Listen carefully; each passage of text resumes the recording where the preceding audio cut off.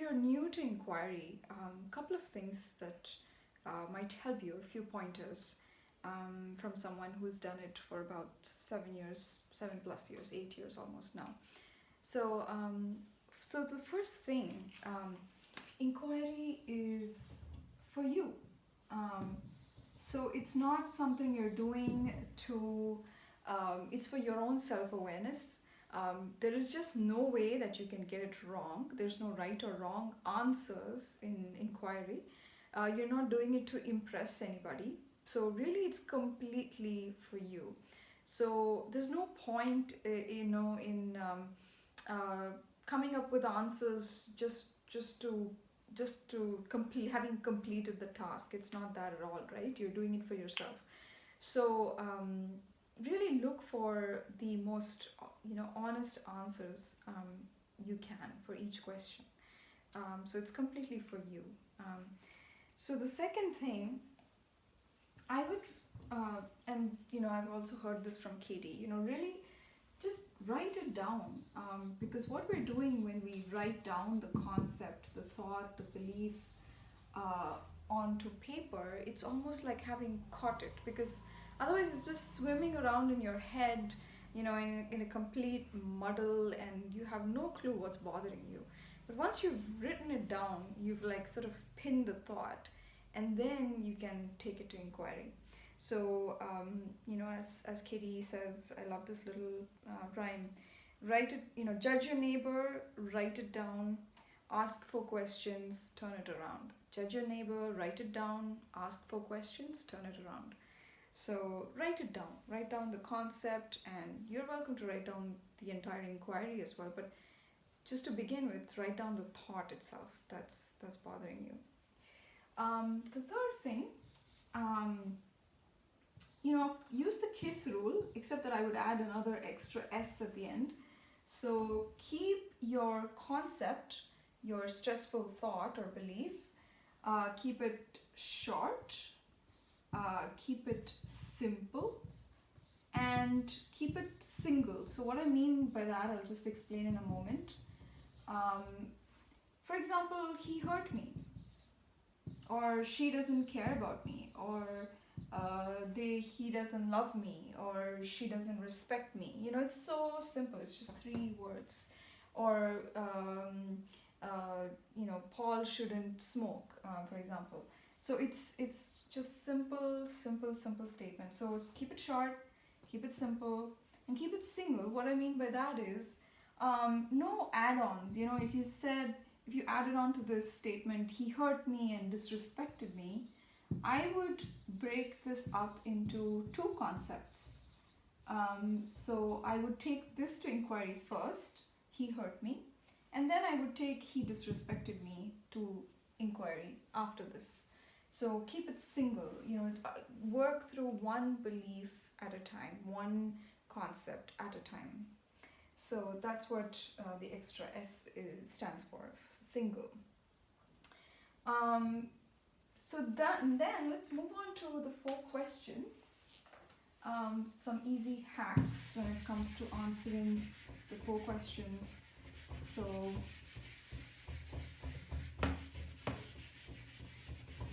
for newbies, so when it comes to question number 1 is it true, right? And the answer can only be a yes or a no. So, and you can sit with this one question for as long as you need, right? It's your inquiry. It's for you. So sit as long as you want in that, until you arrive at the most honest answer for you. It's a meditation, and it takes stillness. So there's no point in rushing through this. It's not something there's no destination here other than peace. So you'd be working against yourself if you were rushing the process to get to some destination, right? So so if you really absolutely believe it, yeah, the answer is yes. There's no maybe, there's no in between. Why is that? Because no thought is true. thoughts are your assumptions, your perspective of the world. So how can any thought be true? You take all the thoughts in the world, put it in a basket, what would be there? Nothing, right? So sit for as long as you need in here, and then if your answer is still a yes, you move to, can you absolutely know that it's true? And again, the answer can only be a yes or a no. And honestly, can you? So the other way I like to look at this question is, can you be 100% sure? Are you God who knows everything and everything that's going on in the world? Are you aware of the other person's perspective? No, there's just no way we can know unless we ask, or there's just so much involved. There's no way that we're not God. So usually the answer to this, it's a no. If there's even like the tiniest, even 1%, tells you that, if there's some gray area, then you know that it's not absolutely true, right? So the other way to ask this question is, can I be 100% sure that it's true? Right? So that's question number 2. How do I react when I believe this thought? So that's the internal cause and effect, right? How do I react when I believe this thought? And look at your emotions, look at physical sensations. One question that I love to ask myself, or 2 questions I would say. One is, does the thought bring me peace or stress? So this is like a little jolt, that I like to give myself. It's like, do I really want to live in stress, or do I want to experience peace? Because clearly the thought, if the reason we take anything to inquiry is usually because it's stressful, right? So do I really want to live life that way, in stressed out? So that's one question I like to ask myself in number 3. Does the thought bring me peace, or does it bring me stress? So that's one. The other question I like to ask myself is, whose business am I in? So if I'm judging the other person, if I think he or she shouldn't do this or should do this, if I'm shoulding or shouldn'ting, then I'm clearly in their business. So I ask myself, just as a reminder, like, whose business am I in? Am I in my business? Am I in their business? Am I in God's business? Whose business am I in? So that's another question I like to ask in number 3. Another question that I've heard in the work community, it's people they've come up with wonderful sub questions to 3. So one of them is, what do I need as an inner resource in order to be able to drop the thought? So it kind of turns the focus back within. And so by asking that question, it's like, what was I looking for, right? So what do I need, what do I have or need as an internal resource for me to be able to drop this thought? So it could be something like, I need to know that I'm strong, or I need to know that I'm beautiful, or I need to know that I'm loved, or something like this. I don't know, it could be anything. So it turns the focus back inward. So that's another interesting sub question to ask yourself. Also, another question is, what do I get from keeping the thought? So it's like, it's another way also of asking, does it bring me peace or stress? Like, what do I get from it? How am I benefited from believing that thought? It could be and that kind of might unearth some underlying beliefs for yourself, the underworld even. When I keep this thought, I get to be right. I get to be right about the other person. I get to be right. Or I get to feel like the victim and throw a tantrum or something.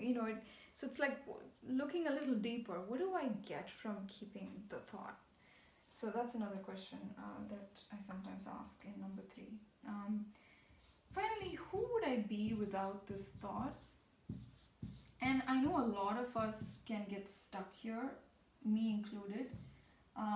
Who would I be without this thought?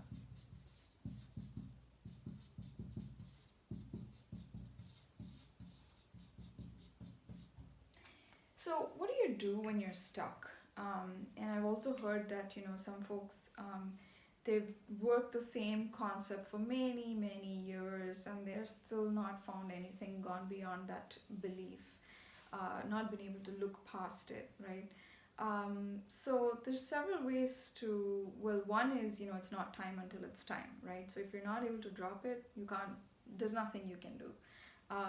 Because you can't drop it. It's not you dropping it. It's you. The thought lets go of you. Once you see through it, once awareness, the light of awareness comes in, there's you can't unsee it. The same way you can't see through it, you can't unsee it either. So don't try to drop the thought, right? But there's some things you can that could help. One is, what if you were somebody else, who doesn't have this ideology? If you asked a third person and asked them, what do you think about this person, and they might have a completely different opinion about that person, and you're like, what, are we talking about the same person, individual? So they may have a completely different experience of that person because they don't have those beliefs about, they're not projecting those beliefs onto that person. So you can ask yourself, like, what if I was someone else looking at the same situation? What if I were an alien, like from above, looking onto planet Earth and completely detached or disconnected from that situation? You're looking from above. So what perspective would you have then? Like, without any of those judgments or assumptions, how would you look at the same situation? So that's another way to look at question 4. Another thing is, you can ask, if you really can't, get there. You can look at your proof. Like, what is my proof? So for example, he doesn't love me is the statement, let's say. And I can't see, I'm still believing, yeah, he doesn't love me. But what's my proof for he doesn't love me? And I could list out, my proof is his tone of voice or his facial expression, etc. And question each. You can then take each of those proofs to inquiry. So he gave me that look, and that means he doesn't love me. Is it true? Because he gave you that look means he doesn't love you. So you can actually question the proofs. Another way to work through a particularly hard hard to challenge belief would be, add the phrase, and that means ... So for example, let's say she yelled at me. So I would add, and that means, so what is the meaning I attach onto that action of hers? So if she yelled at me, a meaning I could be attaching is, that means she doesn't respect me, or that means she doesn't love me, or that means she doesn't care about me. So, and then those meanings you can then take to inquiry. She doesn't love me, is it true? Or rather, something like this. So she yelled at me, and that means she doesn't love me. Is that true? Or simply that she doesn't love me. Is it true? So that's another way to work through beliefs that are hard to shake. So then, moving into turnarounds, again, I would say apply the KISS rule. Just stick to the original statement and just turn that around. No need for some crazy creative turnarounds. Keep it simple. And a note on self-judgment. So if you're new to inquiry, this question comes up a lot, is like, can I judge myself? Why do I have to judge somebody else? Why because it's all about, it's me. I'm the one who's the problem. So this comes up a lot. So the reason we're encouraged to judge somebody else instead of yourself is because um, these judgments they're coming up anyway naturally, and it's all our minds. We're only looking at our thoughts. These are not. So when I'm judging X, Y, or Z, it doesn't mean that judgment is anyway involving them. It's my judgment. So it ultimately has to do with your own mind anyway. So I would encourage you to judge somebody else.